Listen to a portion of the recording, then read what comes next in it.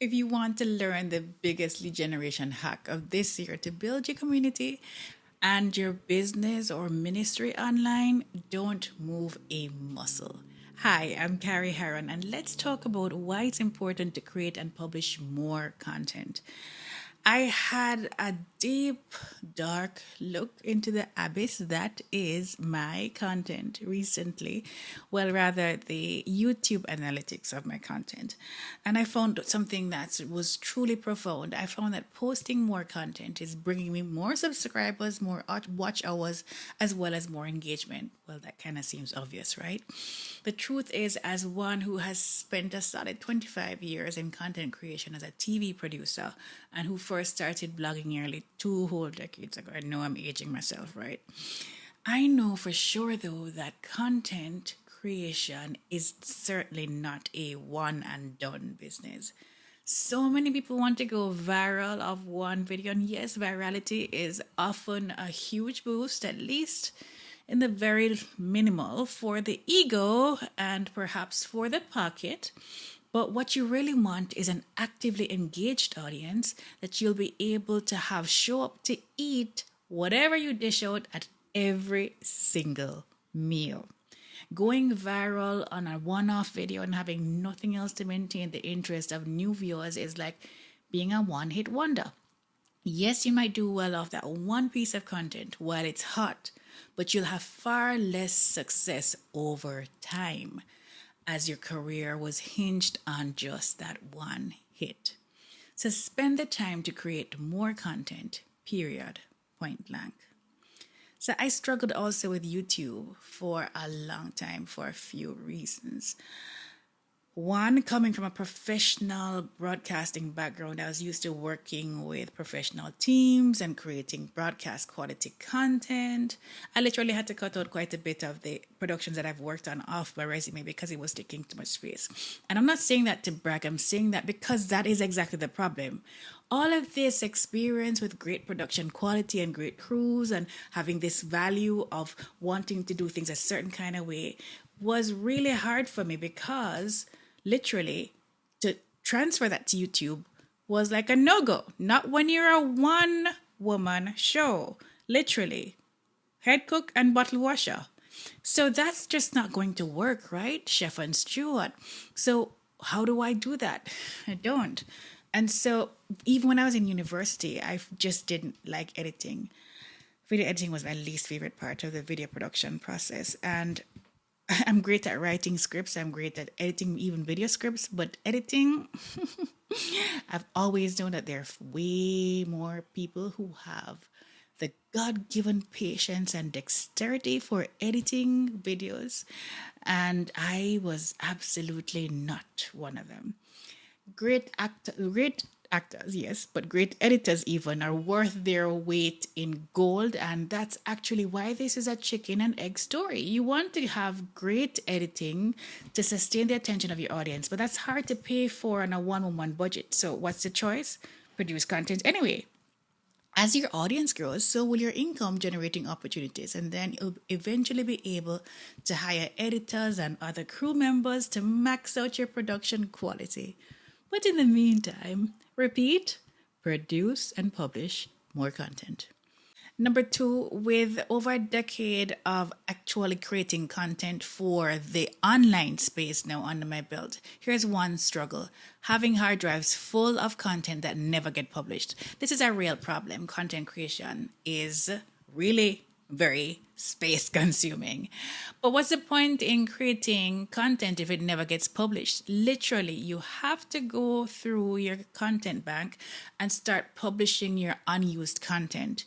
You're sitting on a veritable gold mine. Turn them into shorts if you have to. And even that brings me to the next point.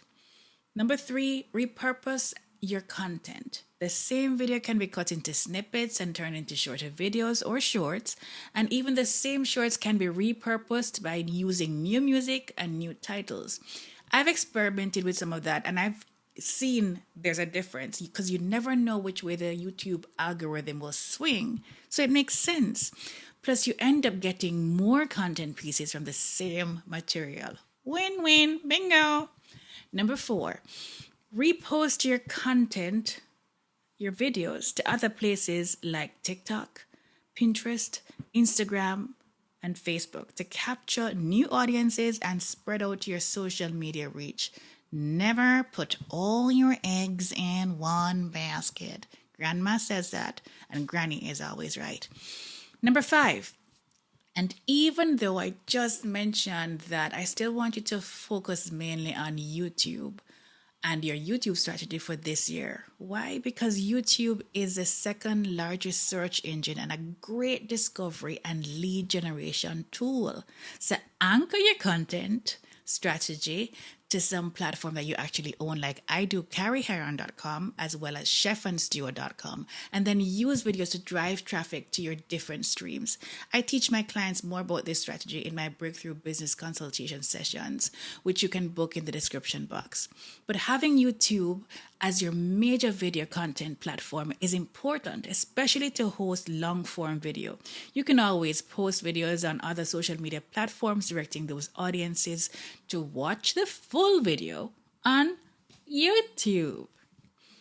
Number 6, yes, you can also post full content videos on Facebook, Pinterest, LinkedIn, and even now on TikTok. But if you're a solopreneur, I say build one platform first and start to build up others. And no, you don't have to do silly dances or make utterly tasteless viral TikTok recipes to be TikTok famous. But that's a whole other topic for another time. Number 7, don't wait to get the right equipment to start, or even to have a crew to start creating and publishing content. Use what you have now and just keep going. Zig Ziglar famously said, you don't have to be great to start, but you have to start to be great. You can have everything in life you want if you just help other people get what they want. So, literally, take that and run with it. And what do I mean by that? I mean that let that fuel your motivation to actually just do it, like Nike. You must recognize that it is actually in the process of doing that transformation lies. Let me repeat that again. It is in the process of doing that transformation lies. You can try to do a thing, but does that really work? No, you simply just have to do it. Even if you start off messy and shaky, and if you have to face harsh criticisms from others, or even your inner harsh critic, you must not stop. You will only get better in the process of doing. It is not the final grand concert performance that makes a maestro a phenomenon. It is in the 10,000 hours of dedication and practice and hits and misses and struggles and rise and fall and resilience and discipline that true maestros are created. It takes 10,000 hours to master something, anything. That works out to 5 years of 40-hour weeks. What would your YouTube channel, business, ministry, community, life look like if you amassed 10,000 hours of mastery within 5 years on YouTube? And here's my best advice for you to start. Keep it simple. Find a content group that you enjoy and let it work for you. If you don't enjoy editing as much as I do, which we've already established, well, go live more often or create shorter videos which require less time-consuming edits, or learn to publish live to tape, like what I'm trying to do, like to publish now without an actual edit. Keeping it simple makes the content creation process that much more practical. When it's practical, it's doable. And when it's doable, it's actually nice. And when you enjoy it, you'll do it. When I first started food blogging on chefandsteward.com in Dubai nearly 14 years ago, I simply started to create recipes that I was cooking for breakfast, lunch, and dinner. And all that I was learning about food and cooking and the Middle Eastern culture and the many other food cultures I was being exposed to by living in such a richly diverse community. I didn't have to go out of my way to create content. My life was my content. I didn't have to create a budget to create posts because my very, very, very modest household budget sufficed. It made for creative and super tasty budget-friendly meals, and that's why I now have families 2 generations in consuming and making things from the content I produced from over a decade ago. So use what you have and keep it simple. And finally, as I struggled with not wanting to be pigeonholed into the food content niche, because heck, food is its own occupational hazard. I mean, like, seriously, nobody wants to eat food all the time, right? And there are repercussions of doing that.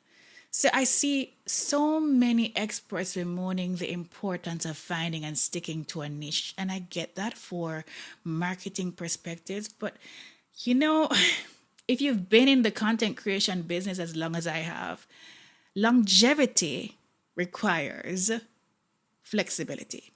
And so I have totally different thoughts on niching down, and I detail them in this short 90-second video that you can watch next. So it's not goodbye, it's see you in the next video.